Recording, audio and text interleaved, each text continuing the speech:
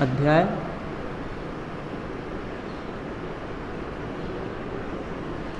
4।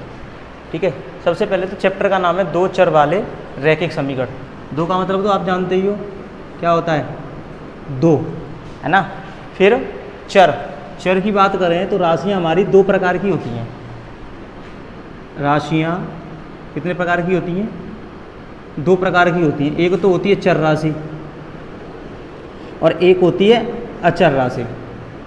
ठीक है, अब ये चर राशि क्या होती हैं, वे भौतिक राशियां जिन्हें व्यक्त करने के लिए ये वे भौतिक राशियां जिन्हें हम विषम परिस्थिति में क्या कर सकते हैं, बदल सकते हैं, है ना। वे भौतिक राशियां जिन्हें विषम परिस्थिति में बदला जा सकता है। ये भौतिक राशि जिन्हें हम विषम परिस्थिति में क्या कर सकते हैं, बदल सकते हैं, चर राशि कहलाती हैं। चर राशियां कहलाती हैं। ठीक है, जैसे x, y, z, है ना। और अचर राशियां वे भौतिक राशियां जिन्हें हम बदल नहीं सकते, है ना, ऐसे लिख देते हैं सीधा, बदल नहीं सकते, उन्हें क्या कहेंगे हम, अचर राशि कहते हैं। जैसे 1, 2, 3। ठीक है, सुनो एक बार ध्यान से सुन लो। वे भौतिक राशि जिन्हें हम बदल सकते हैं, बदलने का मतलब है जैसे हम बात कर रहे हैं कि मोहन की आयु उसके पिता की आयु की 4 गुनी है, तो कोई बच्चा तो x लेके उसको सॉल्व कर सकता है, कोई उसको y लेके सॉल्व कर सकता है, कोई p लेके सॉल्व कर सकता है, लेकिन सबका आंसर क्या आएगा, हमारा सेम आएगा। तो ये हमने कभी किसी ने x लिया, किसी ने y लिया, किसी ने z लिया, तो क्या हुआ, हम उनको उसकी स्थिति के अनुसार क्या कर सकते हैं, उनको बदल सकते हैं। तो वे भौतिक राशियाँ जिन्हें हम बदल सकते हैं वो तो क्या कहलाएंगे, हमारी चर राशि। और जिन्हें हम बदल नहीं सकते, जो कांस्टेंट राशि है, मतलब जैसे मेरी उम्र जितनी है आज उतनी ही रहेगी। जैसे अगर मैं 22 साल का हूँ तो 22 साल का हूँ, 25 साल का हूँ तो 25 साल का हूँ, उसे हम बदल नहीं सकते, तो वो क्या कहलाती हैं, हमारी अचर राशियाँ। या फिर सीधी बात कहें तो जहाँ आपको ABCD वाली राशियाँ दिखाई दें वो तो चर राशियाँ होंगी, और जहाँ 1, 2, 3 दिखाई दें आपको, है ना, 1, 2, 3, 4 काउंटेबल नंबर यानी कि गिनती दिखाई दे, वो सब क्या होंगे, आपकी अचर राशियाँ होंगी। ठीक है, तो दो चर यानी कि ऐसी राशि जिनमें कितने चर यूज होंगे, दो चर यूज होंगे। ठीक है, वाले रैखिक समीकरण। अब बात करते हैं हम रैखिक समीकरण की, बात करते हैं हम रैखिक समीकरण की। अब रैखिक समीकरण किसे कहते हैं, सबसे पहले तो बात करते हैं हम बहुपद की, है ना। रैखिक समीकरण पढ़ने से पहले हमें बहुपद पढ़ते हैं थोड़ा सा।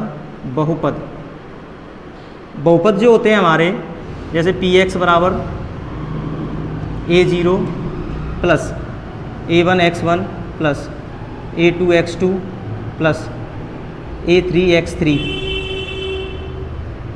ठीक है। जैसे a0 plus a1x1 plus a2x2 plus a3x3 और कहाँ तक an xn तक, तो इनको कहते हैं बहुपद। ठीक है, बहुपद मतलब एक बहुत सारे पद मिल करके क्या बनाते हैं हमारे, देखो, दो या दो से अधिक, दो या दो से अधिक पद मिल करके मिलकर बहुपद बनाते हैं, ना।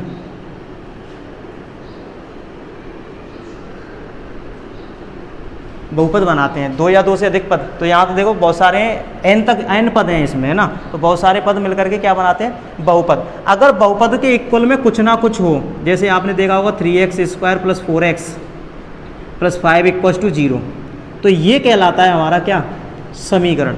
अगर इक्वल्स टू कुछ ना कुछ होना चाहिए, बराबर में कुछ ना कुछ होना चाहिए, चाहे वो 0 हो, 1 हो, 3 हो, ऐसे भी हो सकता है 3x² प्लस 4x बराबर 7, है ना। ऐसे भी हो सकता है वो 3x² प्लस 7x = 2x - 1, मतलब बराबर में कुछ ना कुछ होगा, वो तो कहलाएगा हमारा समीकरण।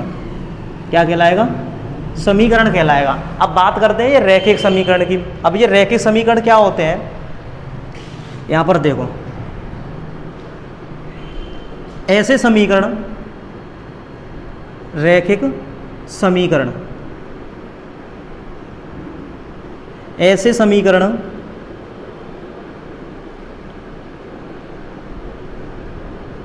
जिनकी अधिकतम घात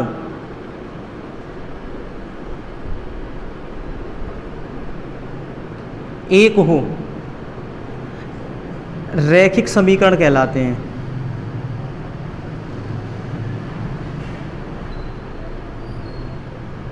आपने देखे होंगे कि कुछ तो ऐसे इस फॉर्म के होते हैं, A X plus B equals to 0। तो यहाँ एक्स, ये ए और बी दोनों अचर हैं ना, यहाँ ए और बी क्या है, अचर हैं।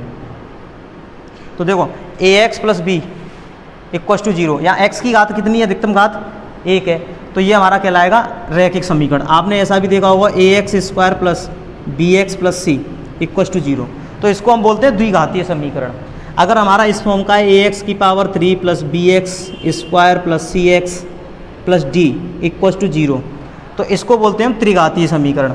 अब देखो, जिसकी 3 घात होती है उसको त्रिघातीय समीकरण कहते हैं, जिसकी 2 घात होती है उसको द्विघातीय समीकरण कहते हैं, और जिसकी 1 घात हो उसको 1 घात का समीकरण होता है, लेकिन उसका ही नाम होता है रैखिक समीकरण। ठीक है, जिसकी अधिकतम घात कितनी हो, 1 हो, तो वो क्या कहलाएगा, हमारा रैखिक समीकरण कहलाएगा। इतना समझ में आ गया?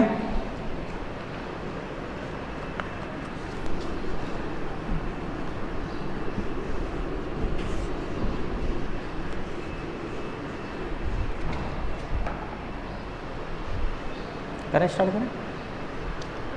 अच्छा, ये तो रहा आपका चैप्टर का मतलब समझ में आया है अभी हमें। ये 2 चर वाले रैखिक समीकरण मतलब ऐसा बहुपद की बात करेंगे, ऐसे समीकरण की बात करेंगे जिसमें 2 चर होंगे। कितने चर होंगे? 2 चर होंगे। और कैसे होंगे वो? रैखिक, क्योंकि इनकी अधिकतम घात कितनी है, 2 है। 2 चर होंगे और उनकी अधिकतम घात 1 होगी, जैसे 30। इस टाइप के जो समीकरण होंगे उनको सॉल्व करना सीखेंगे हम इस विधि में। ठीक है। अच्छा, एक समीकरण की बात करते हैं। ठीक है, अब इसको सॉल्व करने के पास हमारे पास 4 विधि होती हैं। अगर 2 समीकरण दे रखे हैं हमें, ऐसे 2 समीकरण दे रखे हैं और इनको सॉल्व करना है, हमें एक्स और वाई की वैल्यू निकालनी है, तो इनको सॉल्व करने की हमारे पास 4 विधि होती हैं। नंबर 1 ग्राफीय विधि, नंबर 2 प्रतिस्थापन विधि,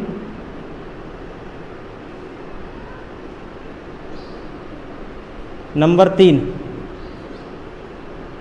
विलोपन विधि,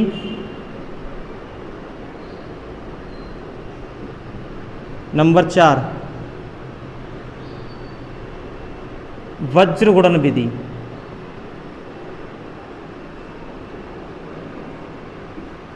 तो ये 2 विधियाँ, ये 3 प्रतिस्थापन विधि, विलोपन विधि और वज्र गुणन विधि है ना। और एक कौन सी है? ग्राफीय विधि। तो सबसे पहले हम चर्चा करते हैं ग्राफीय विधि पर। ठीक है, बात करते हैं ग्राफीय विधि पर। तो ग्राफीय विधि के लिए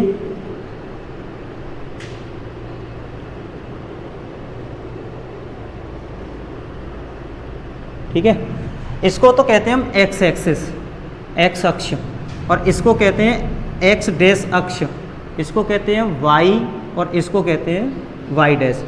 इसको कहते हैं 0, इसके निर्देशांक होते हैं 0,0, इसको मूल बिंदु कहते हैं, इसको कहते हैं मूल बिंदु। इसको क्या कहते हैं हम? मूल बिंदु कहते हैं। ठीक है, अब इसको कहते हैं प्रथम चतुर्थांश।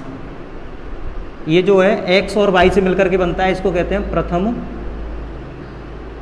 चतुर्थांश। इसको बोलते हैं द्वितीय चतुर्थांश। इसको कहते हैं हम तृतीय चतुर्थांश, और इसको कहते हैं हम चतुर्थ चतुर्थांश।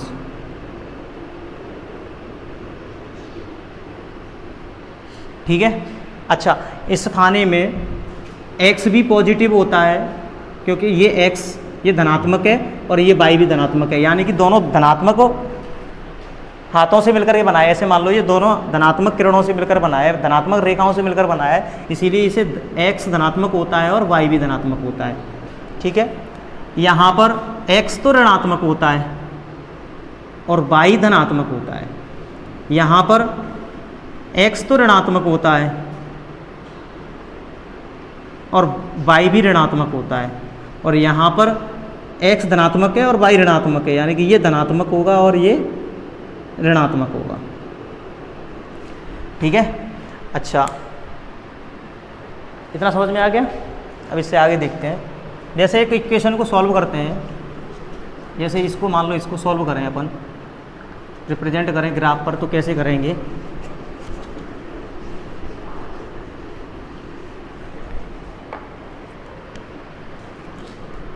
थोड़ा सा और देखते हैं। ठीक है, इसको अगर क्या था हमारा x plus y equals to कितना था 30 था, है ना। तो इसको सॉल्व करने के लिए हम क्या करेंगे, इसको x कहते हैं और इसको y कहते हैं। पहले x बराबर 0 रख दो एक बार y बराबर 0 रख दो, है ना। समीकरण में x बराबर 0 रखने पर x बराबर 0 रखेंगे तो 0 प्लस वाई इक्वस टू 30, तो y बराबर क्या हो जाएगा, ये हमारा 30 हो जाएगा, यानी कि यहाँ 30 आ जाएगा। पुनः अब y बराबर 0 रख दो, जब y बराबर 0 रखेंगे तो ये क्या हो जाएगा, x प्लस 0 बराबर 30 हो जाएगा। अब x बराबर क्या आ गया हमारा 30 आ गया। ठीक है, अच्छा इसके बाद इसको क्या कहते हैं अपन, x अक्ष, इसको x डैश, इसको y और इसको y डैश कहते हैं, इसको मूल बिंदु कहते हैं, है ना। यहाँ पर इसके बाद हम पैमाना सेट करते हैं, क्योंकि आपने ग्राफ देखा होगा तो ग्राफ ऐसा होता है, ऐसे खाने होते हैं, फिर इसके अंदर आप छोटे छोटे 10 खाने होते हैं, ऐसे करके ग्राफ बना होता है। तो अगर हम इसकी बात करें तो यहाँ 0 है, अगर हम 1 2 3 4 5 6 7 ऐसे लेंगे तो हमें 30 तक जाना होगा। कहाँ तक जाना होगा, x पर भी 30 तक जाना होगा और y पर भी 30 तक जाना होगा। तो इतना करना तो हमारे लिए इम्पॉसिबल है, तो हम इसके हिसाब से पैमाना सेट कर लेते हैं कि 1 सेंटीमीटर का उसका एक खाना होता है। ये जो एक खाना होता है ना, एक खाना ये 1 सेंटीमीटर लंबा और 1 सेंटीमीटर चौड़ा होता है। तो 1 सेंटीमीटर बराबर हम 10 इकाई मान लो, यानी कि 1 सेंटीमीटर खाने पर हम 10 लिखेंगे, 10 20 30 40। ठीक है, अब इधर 10 20 30 40। ठीक है, इधर आ जाएगा माइनस के 10 माइनस के 20, इधर आ जाएगा माइनस के 10 माइनस के 20। अब देखो x बराबर कितना है 0 और y बराबर कितना है 30। तो x बराबर 0 तो x पर नहीं जाएंगे, y बराबर कितना है 30, तो ये पॉइंट हो जाएगा हमारा। अब y बराबर कितना है 0 और x बराबर कितना है 30, तो ये पॉइंट हो जाएगा हमारा। और इन दोनों पॉइंटों को क्या कर देंगे, मिला देंगे, तो ये हो गया हमारा ग्राफ पर प्रदर्शित हो गया।